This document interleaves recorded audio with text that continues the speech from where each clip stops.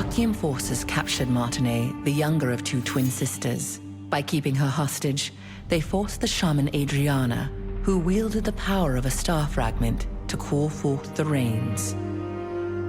As the ritual began, rain cascaded from the sky, accompanied by crashes of thunder. But the Archean forces had altered the ritual. Their tampering caused a cursed rain to fall on Laslan. Wherever the rain fell, creatures transformed into violent monsters that attacked people and devastated the farmland. Adriana was shocked to witness what she had done. When the Archean forces turned on the sisters, meaning to kill them now that they had served their purpose. The awe-inspiring power of the star fragment that lay dormant within Adriana flooded out, and their enemies were annihilated in an instant.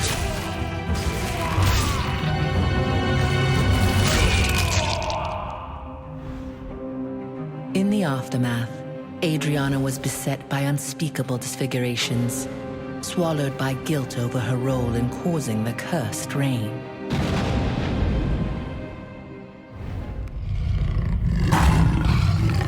Hamel, the sacred deer of the Black Owl Plains, met his demise, and his death heralded Iskael's return.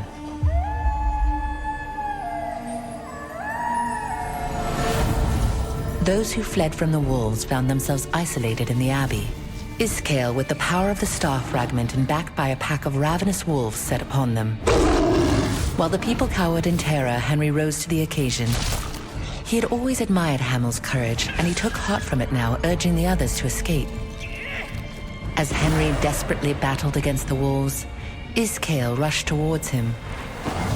Henry knew of Iskael's weak point. Hamel had come to him in a dream, showing him what he needed to know, and so Henry hurled his torch at the bottles of lamp oil in the storeroom. The oil ignited instantly, and with each fiery explosion, the very ground beneath their feet trembled.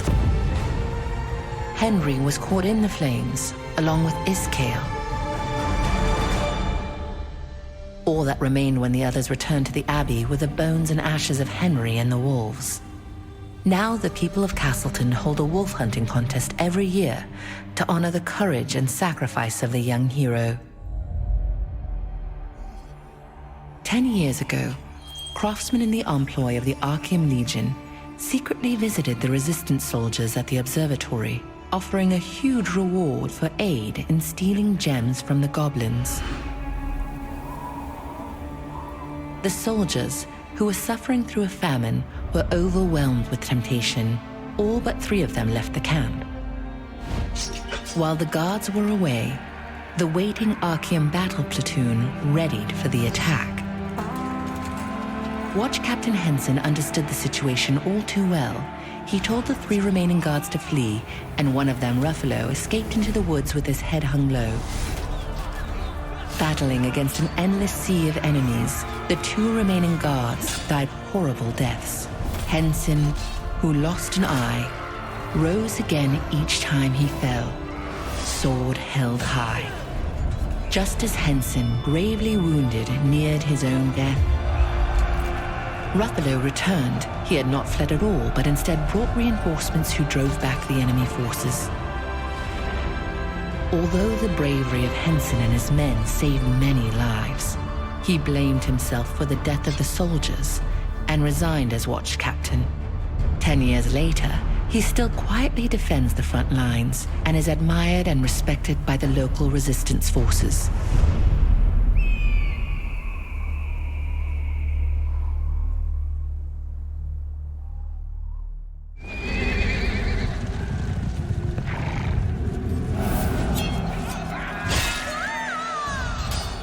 As Revolupius's army swept across Laslan, Sophia and Rutain, siblings whose parents had died in the war, fled for their lives and lost their way in the Spider Forest.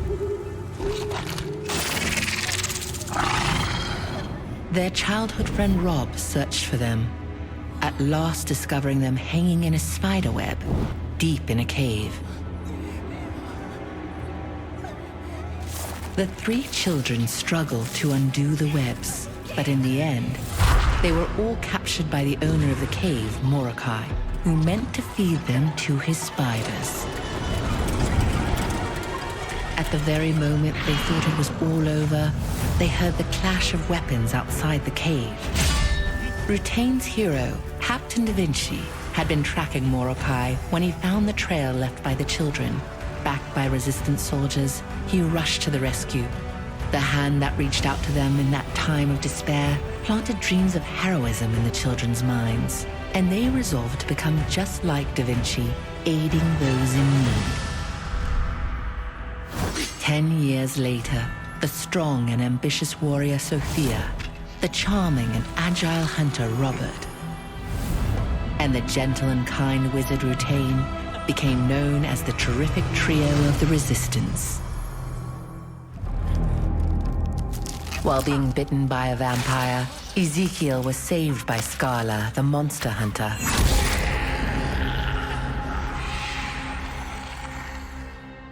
Despite now becoming a half-vampire, Scala trained him to become a vampire hunter.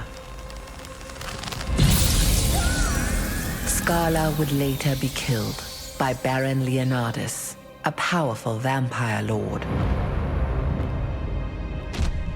Ezekiel vowed to avenge her.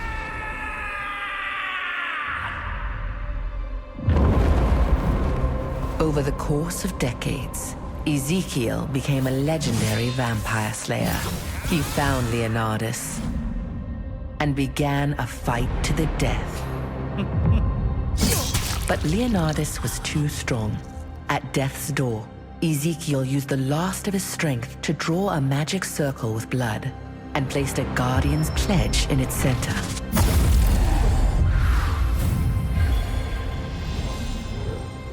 With his soul now infused in the pledge, Ezekiel became a guardian, protecting others from vampires. Vernon, the Lord of Stoneguard, who colluded with Archeum, exploited the inhabitants and ruled over them with an iron fist. The Resistance raided and seized the Vernon Archeum's army's cargo and distributed it among the people. One day, an extraordinary girl and 2 dwarves came to visit Vernon. The girl said that if she received funding, she would use it to find a legendary stone called the Heart of the Ancient Golem, build a giant golem, and subdue the Resistance. Though originally filled with doubt, Vernon ended up giving her a substantial sum after watching her golem's performance. The girl's company unraveled the secret of the monolithic boulder. Along the way, a rock struck Henderson and rendered him unconscious. Although they were chased by Chernobog and braved many perilous adventures, in the end, they acquired the stone. After completing the giant golem, the girl made Vernon dance in a huge chest and chant a spell, explaining that it was a ritual that would bind him to the golem, making him its owner. Vernon emerged from the chest, and the giant golem broke down the gate. All at once, the Resistance flooded in and captured the castle. The girl was revealed to be Sienna Parsons, a Resistance member and genius engineer. Even now, when you visit Vienta village, you can still hear tales of her adventures sung by Sienna's comrade-in-arms, Henderson Harmon. Queen Belandia, the invincible, the all-consuming. No one had ever even so much as scratched the fearsome beast. Enter the Order of the Swan, a small-time guild hired by the Resistance to help gather sandworm poison sacs.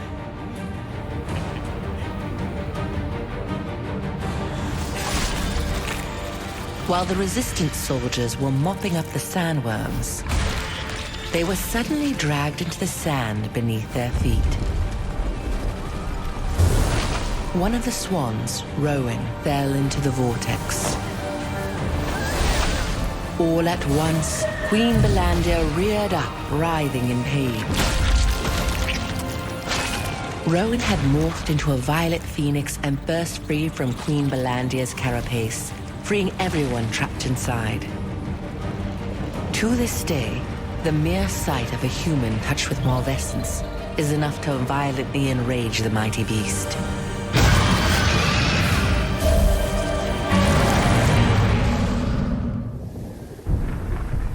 One stormy night, 6 Shadowmancers gathered atop a tower. Envious of Junobote's demonic covenant, they summoned their own demon. Resiath offered sweet words and whispered promises. They killed each other to win her favor. In the end, the last Shadowmancer standing became a monster, unable to control her power. This attracted the attention of Havres. As holder of Junobote's covenant, he attacked Resiath to ensure control of all the star fragments in the mortal realm. Severely wounded, Havres fled, disguising himself as a human. Resiath then proceeded with her master plan. To resurrect the demon goddess Siliveth, now possessing the body of Venelux wizard Alea, Resiath has begun the hunt for star fragments.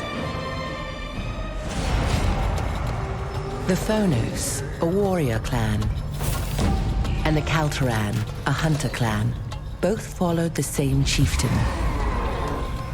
However, when Shaman Akidu became the chieftain due to his remarkable talent with dark magic, some orcs protested, claiming he succeeded in the election ritual by using unfair tactics.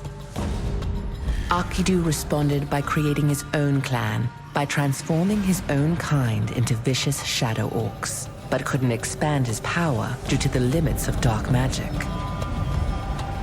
In a later age, Khazar of the Archeum Legion approached Tuarin, the latest chief of the Akidu clan. He demanded a legion of shadow orcs in return for the endless power of a star fragment. Tuarin accepted. To this day, he continues to create new shadow orcs to terrorize the world.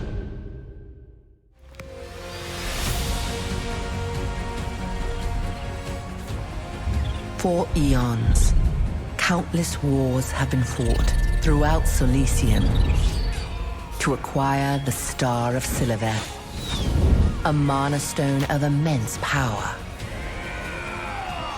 Commander Khazar's Archeum Legion arrived in Laslan to find the treasure. Khazar then tasked Calanthea to find the hidden Star of Siliveth fragments. With the ones she found, she used their power to awaken scores of the dead in northern Laslan. The Resistance, led by Commander Da Vinci, barely managed to stop their attack, which was only a fraction of the Archeum Legion's might. Even now, most of Solicium remains trapped within Archeum's shadow.